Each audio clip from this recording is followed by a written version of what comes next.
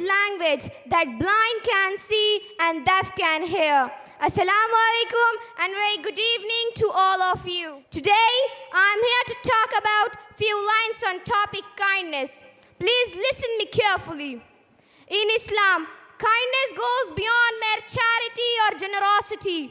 It encompasses every aspect of human interaction, whether it's a smile to a stranger or helping hand to someone in need, or a word of encouragement to a friend. These small acts of kindness are deeply rooted in Islamic teaching. Islam teaches us to extend kindness not only to fellow humans, but also to all living creatures. Kindness is doing what you can, where you are, with what you have. The Prophet Muhammad spoke about the importance of showing mercy to animals and treating them with care and respect.